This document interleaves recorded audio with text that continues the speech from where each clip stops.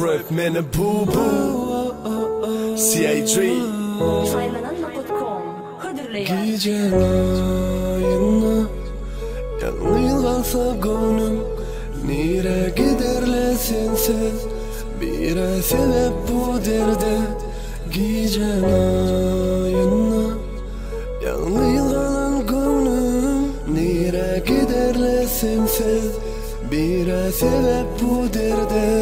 Senden yürekten ayırıp olmam, yalvatmaya da seni tapmadım bütünden özüm. Cevapsız kaldı gözüm, sen diyen yeke yolum. Şol olsa koyvermerim, canın sapla esası, men kalbimın şahsi. Sen men bir yolumda içtim razı, bakladın neyse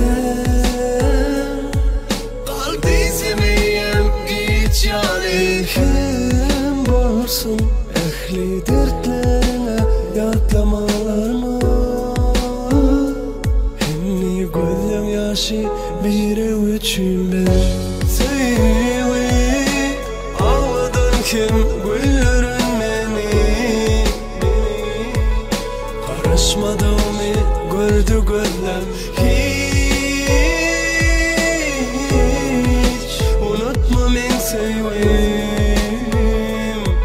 bana söz ver yarım, şonla men razı. Derdinde ne cizlesin, seninle bana merdin men görnenin. Sana kıynanacak bir menin kalınına koşulup bilerdin ekevən enin. Men sanırken diyen sözüm yaplıdır, ecizip olsan en çün ışkım otludum.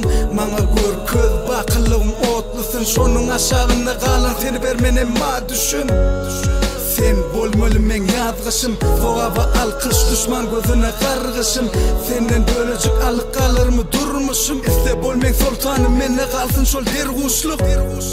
Her kayışmadı yer boşluk, Allah'can bolar eken beyle bir hoşluk. İki yürek duşup serpilyen bakta ahirine gereklep on birini sen vakt biz betbat.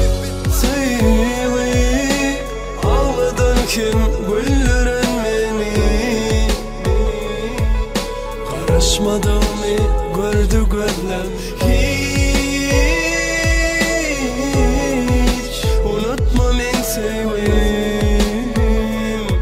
bana söz ver yarım, şonla men razı.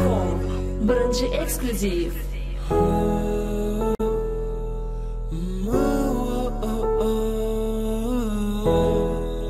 Black Money Records.